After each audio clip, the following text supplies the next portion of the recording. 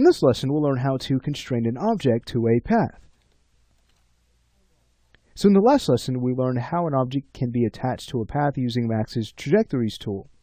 However, in this lesson, we'll learn how to constrain the position and orientation using Max's path constraint. So this is great because now we're going to get a much smoother result because our object is now following not only the position, but the orientation, the flow of that path. So let's go ahead and learn how to set this all up. What we'll first need is a path to work with. We can head over to our Create panel, go to Shapes, and let's go ahead and grab our Line tool. We could also enable grid snapping. We'll press the S key, and we'll go ahead and right-click on our snapping tool just to make sure that it's set to grid point. Let's press Alt-W to move to our top view, and press the G key to take a look at our grid. So what I'll do is just create a quick path here, and I'll make it linear because we could always convert this to a smooth path after it's been made. Alright, so let's go ahead and right click to exit the line tool. I'll also press S again to turn off snapping. From there we'll go to our modify panel, and let's go ahead and take a look at the vertex subobject level. We'll go ahead and highlight all of our points, and let's right click and choose Bezier. That will not only smooth the path out, but now we have these tangents we can work with to reorient the path if we'd like. A fast way to reorient the path is to go ahead and select one of the vertices, and then just go ahead and grab your rotate tool and start to reorient it that way. So if you like to go ahead and smooth things out, you most certainly can easily. Alright, great. I might also like to stretch this path out a little bit more, just so that our ship has more room to work with. So I won't spend too much time with this. And we can do this after the object has been constrained, so you have that choice. But I'll just go ahead and pull out just a few points here, a bit more. Oh, there we go. And I'll go ahead and grab this last one and do the same thing.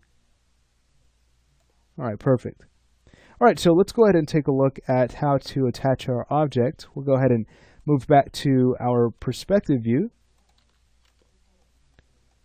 With the object selected, we can then head over to Animation, choose Constraints, and grab the Path constraint. Let's go ahead and now click on the spline we'd like to connect it to, and instantly you can see that the object has been attached. Also, Max will take a look at our active time segment and have the length of the animation set to that frame length. So you can see the end key has been added to frame 220 here. And as we start to scrub through, or even as we play this back, you can see our object will now flow along this path. So let's say if we wanted to go ahead and speed this up a bit to make this more interesting. Well, of course we can do that. We'd simply go ahead and grab this last key here, and we can go ahead and cut down the amount of frames we're working with, let's say to about frame 80. Alright, so now when we play through this, you can see that the ship is going to fly through much faster.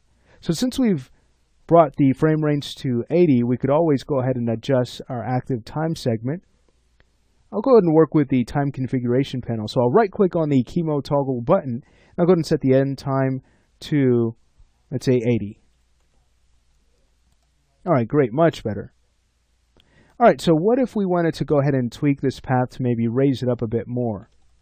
Well, it's just a matter of going in and selecting it. We can now head back over to our Modify panel and go back to the Vertex subobject level and start to adjust our points. So we could always start lifting these up and take a look. Our object is actually constrained to this path. If we tried to do this with our trajectory tool, this wouldn't happen because the object isn't necessarily constrained to the path. It's just been plotted to follow the path. So we can then go in and start to adjust our tangency on this path to kind of smooth it out a bit more if we'd like. I'll just go ahead and stretch this out just to add more curvature. Just pulling at the handle. Alright, beautiful. So again, you'll see that the object will follow in position. Now, what about the orientation of this object? Well, let's go ahead and take a close look at that. If we go ahead and grab our object and move to our motion panel and go back to parameters, underneath rotation, you can see that the constraint hasn't been tied down to our rotation controller. What that means is that we have full control over offsetting this object however we'd like in rotation. However, position is a different story because the position has actually been locked down. If we were to take a look at our position list, you can see that clearly the path constraint has been tied down to that system. Now, here's what's really neat. If we wanted to, we can go ahead and enable follow. Let's go ahead and scroll down until we find our path parameters, and we can go ahead and enable follow and take a look at what happens now. You can see that our ship will follow the orientation of the spline. Now it is going in reverse, but that's simple to fix. It's just a matter of adjusting our axis. So the axis is correct. We want the ship flowing in the x-axis. We just need to flip it around by simply enabling flip here. And now you can see that our ship is flowing correctly. Beautiful. If we wanted to, we can enable banking to have it bank around corners. And we can also adjust the bank amount as well as the bank smoothness. So if we notice any harshness as our object banks, we can go ahead and use the smoothness to mitigate the sharpness. Beautiful.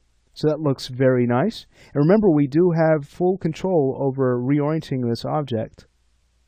So that's another level of detail we can add to our ship easily, which makes this a very neat system. So I just wanted to point out the path constraint because you'll no doubt use this to animate vehicles like airships. Hey, what do you know? We have one right here. And we can also use this to animate, let's say, cars driving down the street. If we want that car to make a turn around a bend, it's very easy to do. We'd simply make sure our path is drawn out to have the car follow that exact path. Beautiful. Well, again, in this lesson, we've taken a look at how to work with path animation in 3ds Max.